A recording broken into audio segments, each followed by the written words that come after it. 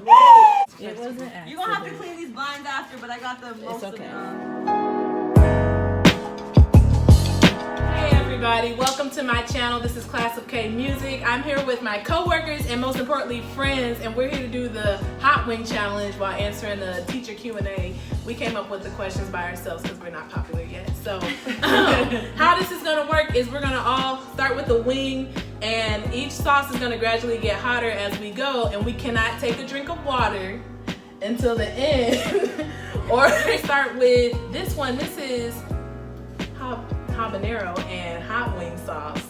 So everybody grab your wings. I'll be eating cauliflower because I am vegetarian. Put me in, coach. Put me in. Put me in. What grade and what content do you teach, and how long have you been teaching? Kalila, start us off. Can we eat?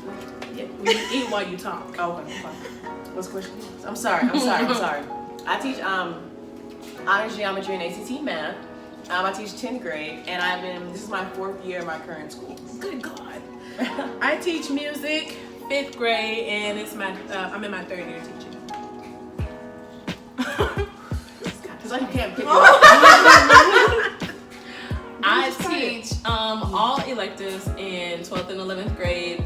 So Spanish, fitness, health, art. Yep. I know you teach Spanish. Yeah, all 4.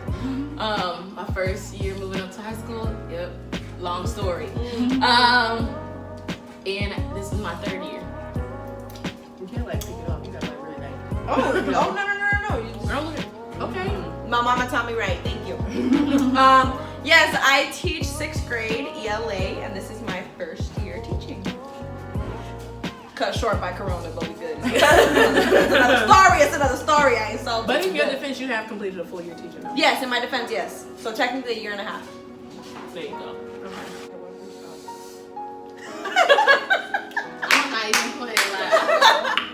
All right, so this right here is the KL Sweet and Spicy Danger barbecue sauce. You know what I'm saying? It's a little extra shum up in there. They're gonna find out. This is not the buck kind. I actually added stuff to it. What is your favorite thing about the school that we work at? The support system. I love how teachers work in unison with one another. Always there to uplift each other. Always there to ask like, what can I do to help go out their way when they already got a lot on their plate.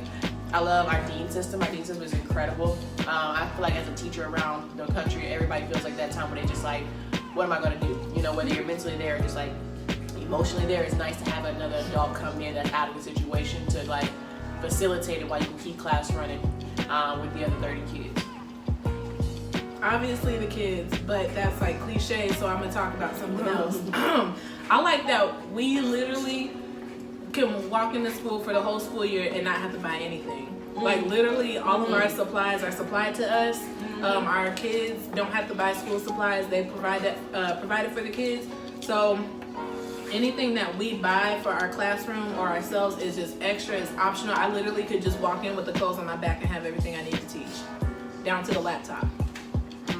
I think for me, it's more so like, I love how we instill real talk conversations with our kids. And from that, it's like they mature really quickly with wisdom. And so like they're able to like level out and be able to have just be able to think logically and realistically about what's going on in the world, what's going on in our lives, how to find different outcomes and stuff. Our kids are like brilliant. They're really wise for their age as well. I think my favorite thing about the school that we work at is the way that new teachers can immediately feel like they're welcomed into a space. Specifically coming from like a non-traditional background, I feel that like because maybe I didn't go to school for education or I don't have like a master's in education, I'm still just as like enough and just as much of a good teacher as everybody else who maybe has that traditional background. Yep. So I really like that like I was not made to feel less than because I didn't like follow the traditional path. So I really appreciate that about the teachers, about like the coaches, and like even the kids when I first started, like even as just like a TA or just like as like a mentor, mentee, they were just like, yeah, like Miss Balderum's gonna be a good teacher, like it's gonna be good, like you know she's gonna be great. I'm just like, oh, thank you for believing in me, manifesting it, praying over my life. I receive it. So all of us have taught different grade levels, either simultaneously or just like throughout our course of being an educator or the journey to becoming an educator. What would you say your favorite grade is to teach? That's a hard one. I would either say 8th grade or 10th grade. I do love 10th grade. Just something about 10th grade, it's just like that prime year where they start to take high school seriously in regards to the GPA in their future, but at the same time, they're still that young, moldable mind. They're not too much, I'm grown, you can't tell me nothing. We right at the crevice, you know? It's a good place to be. I have taught almost everything from 5th through 12th grade. So my answer is always whoever didn't make me mad that day. There was, this is a true story, a 5th grader asked, who do you like better, us or high school? And I was like, well, today I like high school better because y'all cried over a pencil. And then on Valentine's Day, I said I like 5th grade better because they actually gave me Valentine's. For me, it's hard because my kids ask me this all the time. Either 11th graders or 12th graders. And for me, between 11th and 12th grade, because they ask me this all the time, I would have to say 11th grade. And I say 11th grade.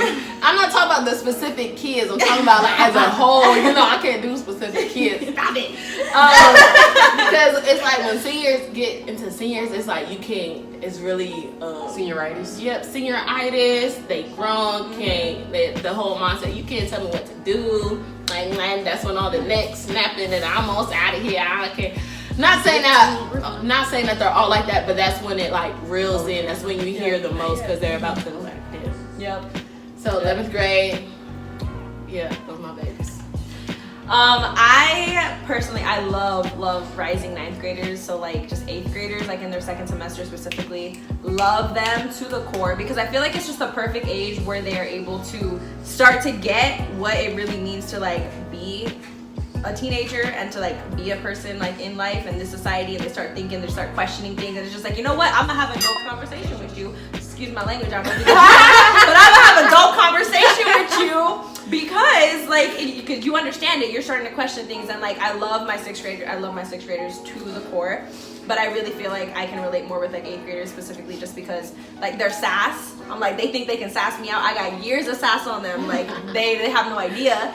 And then they're also just, you know, like they're starting to to create their own identity. And I feel like that's just such a pivotal like moment and pivotal age in anybody's, I don't know like about you guys, but like as like an 8th grader, I was just like, okay, like it's gonna be either this or that, and like that's pretty much it. I only had 2 options and I was like, I'm gonna choose probably hopefully the better one. At this point, so far so good. So yeah. 8th grade. So this is my special one. It is called Salsa Huichol. It's specifically originated from Nayarit, which is in the western coast of Mexico.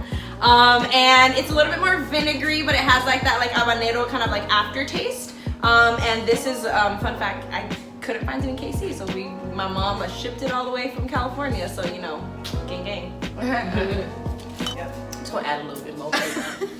If you had to sit down and have a conversation with somebody who's about to start their first year next year, or just a new teacher in general, what advice would you give them? You are the most important tool in your tool belt, and it's like not losing your sense of who you are. And as you learn like different types of teacher tools, like truly know that relationship is everything as well as strong content, because kids don't care what you gotta say until they know that you care. And at the same time, it's like with that same type of care comes a matter of respect that as a teacher gotta earn that. 1, by knowledge and content, and 2, by the way you handle your class. You know what I'm saying? Can you be a leader for me to follow? Well, dang, you took mine. Oh, well, dang, my bad. No, relationship is the biggest thing I would say. Don't go into teaching thinking that you about to save kids. I don't like when people go into like with the savior mentality of like, I know our kids, like they depend on us, but they gonna survive with or without like us specifically. So go in there like with the mindset that like you're getting ready to do what you're passionate about. You're gonna teach them, love them, get to know them like beyond the subject, beyond what grade they have. Like find out what foods they like to eat, what restaurants they like to go to, find out what music they listen to. Listen, I don't like NBA Youngboy, but I will listen to him for the sake of my children because I know that like if you mention his name, they're just like, ooh, and like, and then also when you find out those things that they like find a way to incorporate it into the classroom so that you can grab their attention, because then their ears and their eyes will be way more open to what you've got to say, and I feel like it helps them remember stuff more as far as content goes. I would say be yourself, be understanding, and hold your ground. So when it comes to teaching, when it's your first year, it's like you want to be yourself fully, be able to love on kids. This is your personality. You're funny, you're goofy, but when it's time to work, it's time to work. And you have to set the tone of when to shut your classroom down, especially because they're kids. They want to keep playing. Like any opportunity that they get, they will take it. Amen. So you want to make sure that you are able to hold your ground with like correcting, but not correcting out of like a control sense. You want to correct out of like love, like a quick check, like okay, like no, did you hear what I said? Okay, we good, and they move around. I think just like as a first year teacher, I'm like constantly thinking about this, like what advice have I gotten that like has made my year smoother. But I think something that I would tell my like first day self would be to do not overthink or overestimate your ability to relate to your students. I may not look like my students per se in the racial aspect, but I know that I share very similar upbringings from them. Even though I'm not from Kansas City, I'm from like the Bay Area, and so like knowing that like I grew up a certain way, I like moved every 2-3 years, went to like 4 or 5 different elementary schools, like constantly had to just be like, you know, working and thriving and like, you know, almost be like a parent in my own household, and I know that my kids like realize that. So I think just something else like as like a deeper aspect of it, just know that your kids are more than kids in your classroom. They have lives outside of it, and acknowledge it. Acknowledge your kids as like a whole self, and not just as like a student who's like exactly a student who's in your class, or a student who's not, you know, getting, or a student who's like sleeping in your class. Like be like, okay, yes, they're sleeping, but like figure out why are they not able to kind of like stay up and like stay alert. You know, get to know them, make sure that you're giving yourself that opportunity to actually get to know them, and like you're also giving them the opportunity to get to know you. Because if you're only like putting it out, but you're not like, you know, inviting anybody to like actually like know you, then it's just like it's not a two-way street in that sense. And like teaching is more, it's like a multi-way, 4-way stop sign with a yield and like a no U-turn and like a everything. It's just, you gotta be like on the fly, everything quick. And so like if your students just know that you are real and that you want the best for them, and that you know that like science may not be the best subject for them, writing or reading may not be like what, you know, gets their sparks going, but it's just like, this is what we gotta do right now, we're gonna do it great, and we're gonna move on. So that's what I would say. I feel like I just went to church.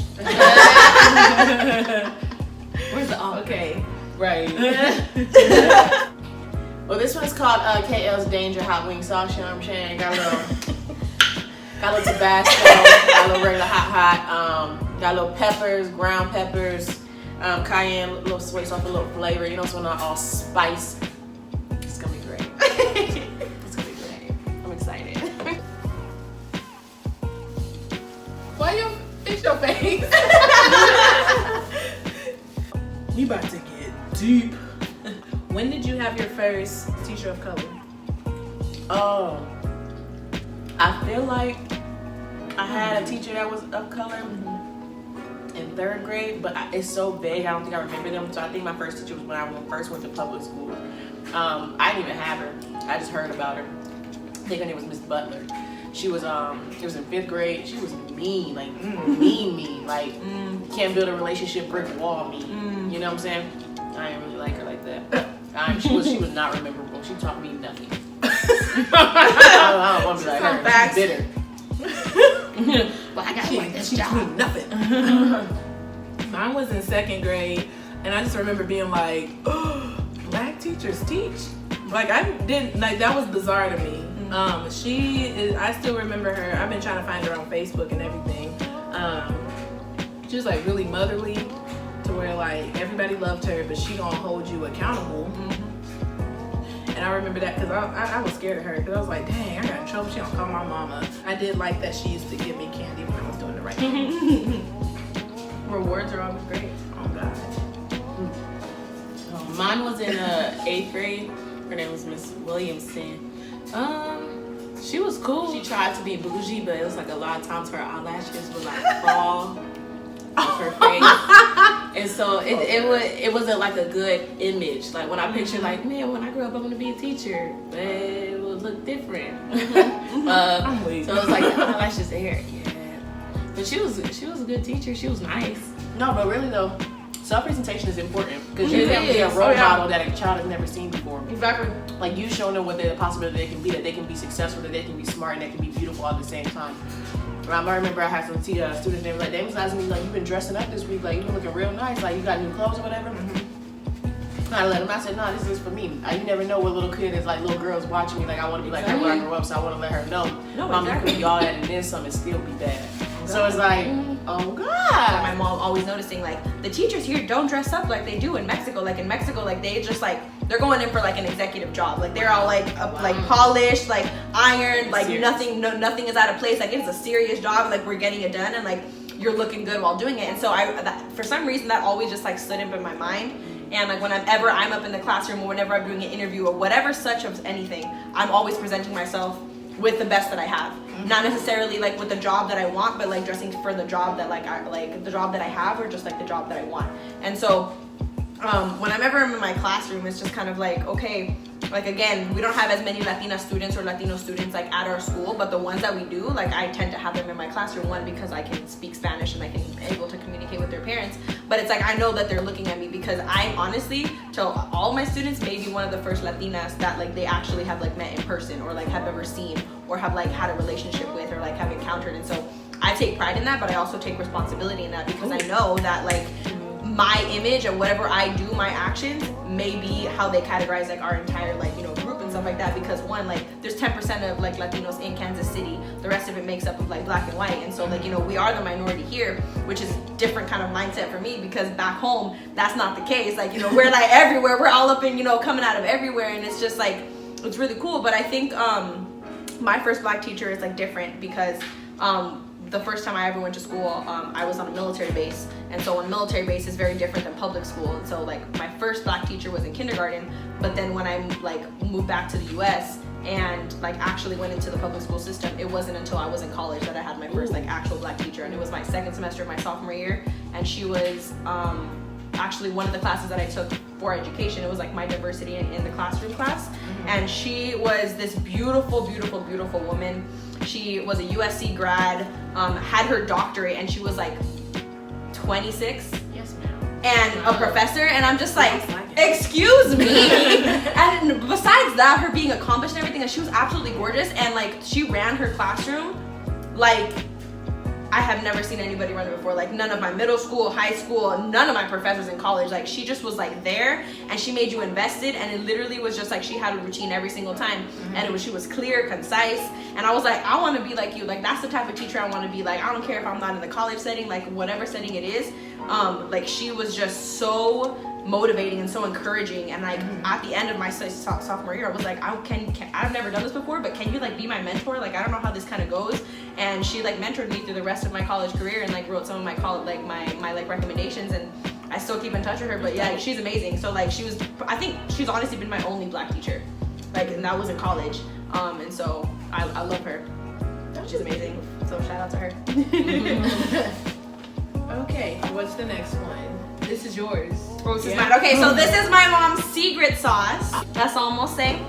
You can use it in pozole as well, but you know, we're using it on some wings. So, All right. I mean, like just dress your. yep. Oh, There you go. Yep, I told you. Yep. Oh, Let's wow. see. Get your, get the lid. Yes, ma'am. Little dunk. Wow. Yes. Okay. Christina, you don't have to. Oh, You gonna do it? Okay. What would you say your funny kid or teacher moment was in school this not even just this year, like anytime. Funny teacher or kid moment. Let's start that. I'm about to expose myself, but I already told y'all, ladies. You know, you in the classroom, you teaching. First of all, you know, we gotta have extreme superpower bladders because you know we can't be going pee all the time.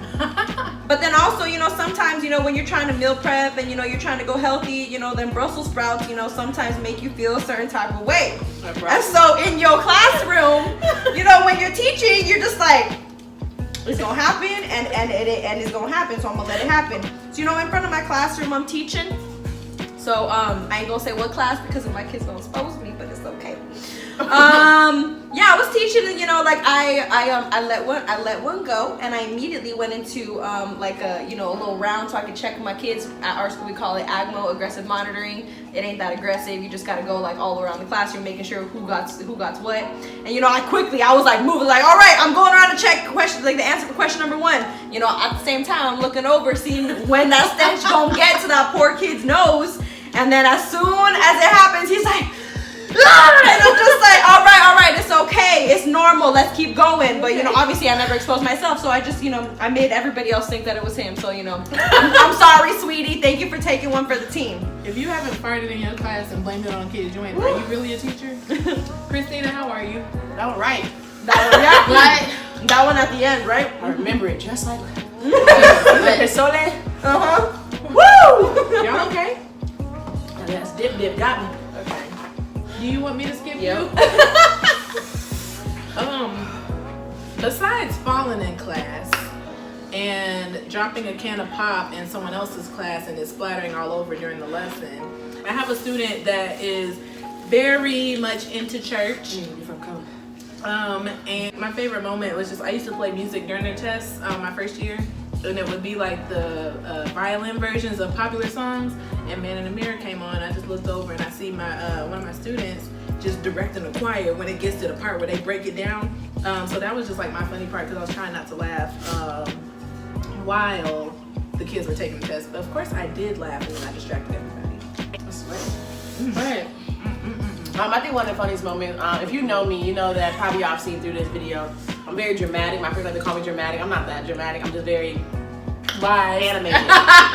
Animated. Like, just naturally who I am. So when I teach, I literally gotta be like action with me because other than that, I'm just like a really introverted person. So I'm like up, I'm around, like I'm talking with my hands, I'm moving around, and I'm just like floating. Like a butterfly. I fall and trip a lot in my class. And we have like these cords for our like dot cameras, like get upgraded like Elmo. So this one was the worst because for some reason I was being extra and I did like this spin away from the board to kind of reveal the answer. But like it was a cord underneath me. So I like I say tropple because I like spin like 3 times. Landed on the desk, had to push a poor baby out the way. But I just like, when you get up in your class is like scared to laugh, like they don't know, so they just like, but I'm like, like I'm dead, and then they like, that's like the cue for them, so then they started rolling. We was up in there dying, it was hilarious, and I was like, bro, like, how did I start on that side of the room and end up over here like, on the desk? It was wild, Bro, it's wild. getting me too. Right. Yes, buddy. It got that after kick. It does. It's in the moment it ain't, but in the after. My funny kid story is like a series. It wasn't just one moment. So it started off where I'm very playful. I was also the fitness teacher, mind you. So we're outside and I see one of my students mind her own business, and so I act like I have a fake bug in my hand. And so I'm like, "Ooh, you want to see what's in my hand?" But she was like definitely afraid of bugs, and I didn't know that. And so she's like, "Whoa, whoa, what happened?" And I'm like, "Oh snap! Like this is actually kind of funny." So I'm like chasing her with a closed fist. Nothing's in my hand. I'm chasing her, and she's like losing it, like sprinting, yelling, "Someone save me, help me, y'all get your teacher," and all this stuff. And like everybody's laughing because they're like, "Miss Jackson, what do you have?" I'm like, it's nothing, but she doesn't know it. So then finally, the life lesson was, I was like, see, in life, you're gonna experience all these things that's gonna stop you, but it's just fear. And then when you rise up to it, it's actually nothing. It's all in your head. Life lesson, and she hated me from that moment. It was like she planned it in her head. She's like, okay, I'm gonna get her back. I don't know when, I don't know how, but I'm gonna do it. So then she I know where this is going. Exactly. Oh, it's a series, y'all. So then Miss Lazenby decided that one Friday she was like, "Oh, I gotta show you this scratch on my car." So lures me outside, away from my kids, mind you. Because there was other teachers in there. Don't get it twisted. But we go outside, and then the girl comes out of nowhere and hits me in the head with my natural hair, because it was luscious. With my natural hair, with a water balloon that was cooked with like egg or something. Egg water. It was egg water. I was like, what? She was like, yeah, I got you with egg water. Yeah, that's right. Don't mess with me. And I'm like, wow. And I love prank y'all. I love it. I'm for it. I'm just I told her not to open up "Bet, that Pandora's box. bet, this is what you want? This is what you want? Bring it. So I'm just all animated. And then, Kevin so Hart, just, I'm gonna give you what you want. right? I'm gonna give you what you want. So then we was in fitness class. She takes off her shoes and she's like playing with her friends, and I took one shoe and I just hit it. And so she comes up and she's like, Miss Jackson, where's my shoe? I'm like, what are you talking about? I don't have it. She's like, what? I know it was you. I know you took my shoe. I was like, no, I really don't have it. So then she goes all over the gym trying to find her shoe that y'all, I hit that mug good. She goes, I won't find it. And so she's going all over the gym and she can't find it, but then she starts becoming frantic. And then she comes to other kids and she's like, do you have my shoe? Do you have my shoe? Why are you smiling? Do you have my shoe? And she starts losing it. But at this time, I'm like laughing. Really, yeah, I should have been a grown up, but I wasn't. So I'm like laughing and the kids are looking at me like, Miss Jackson, you got it. And then so like every time she turns around, it's like straight face, and I'm like, yo, who has her shoe? Who has it? Give it to her. And so at this point, she's like going around with kids, and she has one shoe, and she's like, give me back my shoe, or I'll hit you with the other one. And I'm like, okay, she's turning into her little body. I'm like, and so at this time we're leaving, I'm like, and so I blow the whistle, and I was going to give it to her on the way out.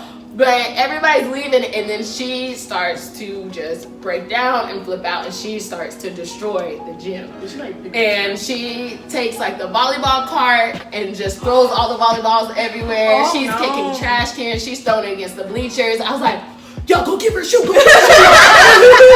And I gave it to like the nicest kid possible so she would not explain it. And like the kids were telling me like, Miss Jackson, she gonna slit your tires. And I'm like, and I had to go find her. I was like, baby, I know you probably don't want to hear it right now, but I was just playing like, we good. It's not that deep, but we let it go. We put our hatchets down, and that's still my dog to this day. So. Ain't nobody died yet, right? How does everybody feel? I'm good. The first one and the last one take you out. Now, all the rest of them was up there like that, I wouldn't have made it. Never would have made it. Okay, let's take us to church. Go ahead. Why do you teach, and what keeps you teaching? So I recently came upon like one of my posts on Facebook 2 days ago of when I presented my senior thesis at school, and like I was just reading through it, and like at that point obviously I wasn't a teacher and I still had one semester left, and I was in my I was in my last year, and I was about to be the first person in my family to graduate. I was about to start going into this like new chapter of adulthood that I had no idea at that point what it would hold. Little did I know that a year later I would be moving to Kansas City, halfway across this country, to teach kids and to do like to live out like my dream that I've been wanting to. And so what I wrote there was just like all things like equity, future educator, like students of color, teachers of color, like opportunity, and just like all those things. And I think that like helped me specifically right now during everything that's going on. Virtual teaching for me ain't it. Like it does not come easy for me. And it's been a struggle. It's been a real struggle, if I'm gonna be honest, to adapt to that and to feel like I'm still doing the best that I can and like giving the best results. And so why I teach, especially right now, it's a constant thing that I have to be aware of, is because I want to be that like body in like somebody's life, or that like thought, or that lesson, or that face that they can think back to and say, that person cared about me, and that person really, really, truly wanted me to succeed. Because growing up, like yes, like I had like really supportive like people in my life, but they were not necessarily like educationally minded. They were more like family and friends, and they saw the potential in me. But I really like thrived in education, and like I knew that specifically for me as a first-gen student, as an immigrant, like education was key for me to like get out of the situation that I was in and to like become more and to prosper. And so teaching for me is like one of those aha moments in the classroom when students get it, but at the same time when students realize that like I may not believe in myself right now, but someone does, so I'm gonna keep moving. I'm gonna keep moving forward until like I feel that like I believe in myself. So that's why I teach. For me, I never wanted to become a teacher. Once I graduated from college with my psych degree, I was just looking for the first job opportunity that came my way, and as soon as it came, I took it. And I felt like it was a blessing because when I got there, and like when I got to preview the school and stuff and meet the kids and stuff, I fell in love with it. Like it was great, the staff was great, positive atmosphere, and so it was like a no-brainer. And then when it came to like why I keep teaching, it's one of those things where the kids I started with was going to be the kids I finished with, and I had them when they're like becoming sophomores because two teachers had quit on them. I first taught 7th grade, and then I got moved up to high school to teach 11th and 12th grade Spanish and fitness because both the Spanish and fitness teacher quit, so that I had to take over both. And so my first year was very rough. But then it's like I had to learn my kids in order for us to find common ground, because I feel like I was coming in like I had to set the tone and stuff, but it was like I'm setting a tone using mama tone, but I don't have no relationship. So without the relationship, it was just gonna blow up anyway. Yeah. So it was like I had to learn them and learn their love language and learn how they receive feedback and be able to give it back, like open and just be very open and honest with them. So through my personality, we was able to like build a bond. And so like why I stayed, because I only signed for 2 years, but I came back a third because it was their senior year. And so it was like I see so many teachers quit on them throughout the years, and all these teachers that they can list, and they lose hand like the amount of teachers that left them. And I just refused to be one of those teachers. And then why I kept teaching, one of the things that keep me teaching is I got the opportunity to teach health. And at first, that was like my first content class. And at first, I was like nervous about it, but I was like, you know what? We're going to talk about everything that we don't talk about. Yeah. So we talked about like narcissism. We talked about fatherlessness. We talked about forgiveness. Girl.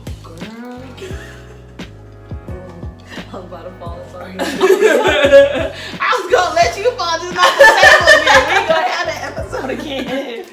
But it was just a great opportunity, and I made my classroom like a safe place for kids to like share out. And I remember one female, when we were doing like fatherlessness, she shared out her story with her father because he ended up passing away, and luckily she was able to like restore their relationship before he passed. But she like encouraged the rest of the kids in there and was like, no, like if you guys have like daddy problems, or you guys don't talk to him, like reach out, because you don't know when his last chance is going to be. And like I remember that class so vividly because all my kids were like emotional and like crying, and like a lot of them from that, like they came back and they're like, I reached out to my dad and I talked to him and he wants to get back in my life, like I still feel funny about it, but I'm gonna try. So it was just like relieving. It was like I felt like generational curses type of like was starting to be broken. So I just love that class as a whole. My kids enjoyed it. It got awkward when it came to talk about sex. And teaching them how to like put on a condom, y'all, like that was just a setup. But it was good. It was good though. So you know what? It's funny when I talk about my journey to becoming a teacher, because I wasn't somebody that like grew up like I've always wanted to be a teacher. I used to play teachers when I was younger because I used to like imitate my teachers. But my mom is who inspired me to become a teacher, because I was a senior in high school. Like she's looking for more ways.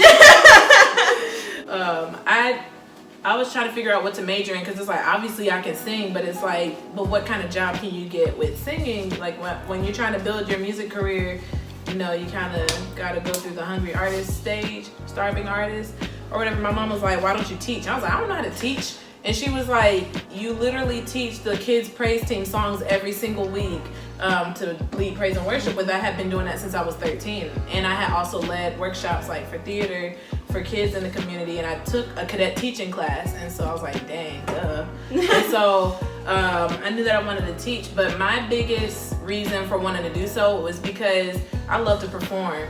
And growing up, we couldn't afford dance lessons and voice lessons. Like, I had to sing in the church choir. That's like how I had to learn how to sing.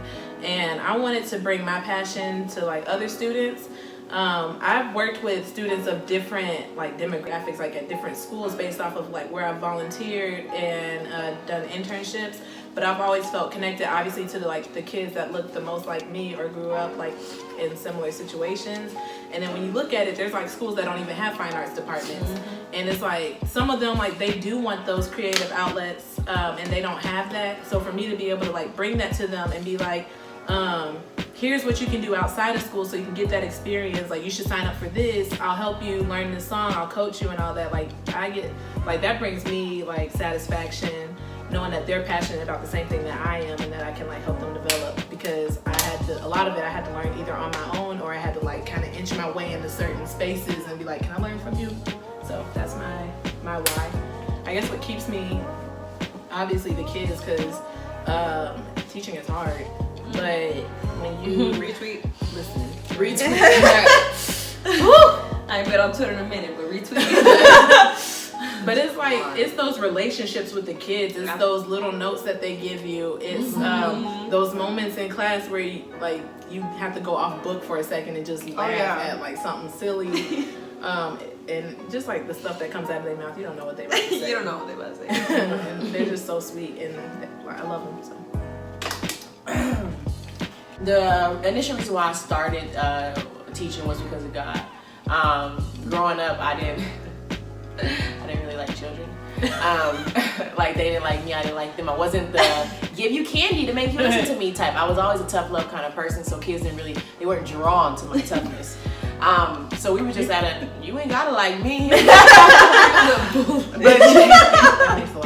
But Jesus was like, you're gonna be a teacher. I had to pray about it because my mother wouldn't let me go to college without a major, even though, the government was paying for it. And God kept saying, a math teacher, math teacher, math teacher. And how I decided that was like about around 3 things. I knew I wanted to do something with math. I knew that I wanted to be something different every single day. I didn't want a job that was mundane, you know what I'm saying? Same thing. And I also know that I wanted to make a difference. Well, teaching encompassed all of that in a beautiful way. So as I went to college, I took a class called Life of Christ, and he had went to Birmingham, Alabama for Martin Luther King's like annual anniversary for him getting out of jail and things like that. And he came back and he shared his story. And mind you, I was the only young lady of color in this class. And as he was telling this story about the people in the community and just like what they was talking about, I started ugly boohoo crying in this class. And my other peers didn't know exactly why I was crying, but he was describing a cycle within my community that I knew all too well. Like, the people that he was describing wasn't the people in history. They were my cousins, my aunties, my uncles, my dads, my nieces, my nephews, my friends. And it broke my heart. And it was like this cycle of defeat and failure. About like generalizing failures, and like, if I can't do this, if I can't pass this test or pass this class in math, then man, I'm just not good at math. And then if they don't learn victories, and they learn to kind of generalize that failure, and they'll fail other classes, and then they get this mindset of, I'm not smart. And if they get that mindset of, I'm not smart, then they got to think about, well, how can I be successful in another way? For young ladies, that can look like their looks, you know what I'm saying, if they needed a man. And gentlemen, it can look like streets, drugs, athletes, or different things, or illegal things, because they can't get paid off of their mental. And that was a really false thing, because it just led to a cycle of like broken families, criminal activity, like people not being able to get jobs and having to go back into the same crippled environment that they were trying to get out of, even though they have a desire and a heart to, but they don't have the support system to do that. And it was just like a cycle. And I was like, dang, the only way we can break that is to go back to the beginning. To go back to the beginning where you get a teacher. All you need is one teacher that can help you reach victory. Like, when you hit something in a road, it's like you experience victory based off your hard work and confidence in yourself. And then kids can start to generalize that victory. Well, if I did it in science, I can do it in math. If I did it through school, then I can do it in my community. If I did it in school, then I can do it in college. If I did it in college, I can do it in my family. It's like, I can be the change that I wish to see in the world. So that was my thing. I got sick and tired of private schools, quality teaching only being for how much you can pay for it. And I hate when people say, education is free. Education is not free. Quality education is not free. Quality education you gotta pay for. And I'm talking way before college in general. And that irritated me. I said, no child should ever have to truly pay for an adult to love and care about their success and their future. And I was like, so I want to be that teacher in the public schools that's quality as if it's private, top notch. So they ain't never gotta ask for it again because they deserve that equality. They deserve so much more. And why I keep teaching is I just love empowering people. I had a really hard life where people didn't empower me. They tore me down just to tear me down. No one believed in me. So at first I did it for myself, for my family, to show them that they don't have to settle. Then I started doing it for my nieces and my nephews, and then I started doing it for those little babies because when I see them, I see my family, I see my uncles, I see my cousin. I'm like, I love y'all. Like, y'all don't shit. Like, I love y'all, and I love speaking life into them. Like, I love, you know, when they chest start puffing up. It's like, I am a king, I am a queen, I am smart, I am class, I am smart, I am all these things and black. That is the most beautiful thing to see them black and brown babies, man. I just like to encourage people. That's what I do. That's why I keep doing it. You can't explain. You can't explain like how much you love them. No, like not at all. This like I told my kids like when I finally got to speak with them after like learning that we weren't going back, and I was like, y'all know how much I love snow days? And it was like, yes. And I said, this ain't it. I said, I don't like not knowing. At that point, we didn't know we were gonna be out for the rest of the school year. But I was like, I don't like that I'm not gonna see y'all for 3 weeks. And then after that, I was like, I don't like that I didn't know that that was gonna be the last time I saw y'all this year. Cause like I'm very goofy with my kids, and when they were leaving, I was like, get out, it's spring break, goodbye, I love you, bye, I love you, bye, coronavirus, don't touch me. And it's like, had I known at that moment, because I really feel naive looking back on it, that I didn't know that we weren't coming back. But let me have known, I would have risked it. Like, give me all the hugs, because I'm not going to see you again for 4 months. Like, but it's like, you can't explain why you love them and how much you love them, even the ones that make you want to pull your eyelashes out. Girl, they just good people. Right? I don't know how they have good hearts and good souls. They really are. And they're like growing little human beings that still don't get it right. Like the whole hippocampus haven't fully developed, so they do some wild stuff. But it's like when you look at their hearts, they got some good hearts. They good people at their core, and I love their good people. And that's why I get so mad at them when I see some flawed characteristics. I'm like, you're better than that, and I refuse to let you walk in there thinking that that's okay. I'm gonna call out that king and queen in you because there's nothing less. And it's just and I think it's important because I mean, like, you teach like teenagers like already going through like certain like things in their lives. They have like more responsibility at home, more responsibility at like school, and like our students that we teach, like, they're barely starting to like get to that point. They're barely going through puberty, and even in those moments, like, there's certain students who like maybe who are retained and doing 6th grade for the second time again. They already have that certain stigma of just like, obviously I'm missing something, and I gotta be right back here with like all these like little kids and do things all over again. And it's just like, I can see that in their face that like they can get discouraged like at the very moment. But I've found myself time and time again, eye to eye, level with the student, and just being like, I am not gonna let you fail. I'm not gonna let you not try. You are gonna do this because I know you can. I know it's hard. We're gonna get through this together. And I'm just like, I can see that they are just literally like hanging on by a single strand. I'm just like, I am not gonna let you give up right now. I'm like, giving up is not an option for us. Sadly, it is not an option for us. We gotta keep going even if we feel like we cannot. I'm gonna give you your break that you need. Go ahead and take 1 minute to yourself. Close your eyes, cry, scream, whatever you gotta do, but we're gonna come back and hit it like double time. Because we cannot afford to throw things away. We cannot afford to not try. We cannot afford to be tired. And that sucks. And it really is. It's the reality of like the Black and brown community. We cannot afford to be mediocre or to literally be ourselves and to have like mental health issues and to, you know, set time aside for that. We have so much else going up against us that we just like, you know what? We got to learn how to cope with it. And during these times, we're merely surviving. And I feel like it's until college where we learn that like, okay, we don't have to just survive anymore, but we can thrive in this environment. And so it's just like right now, like sadly, like I'm teaching my kids like these survival skills, and I have real talk moments with them all the time.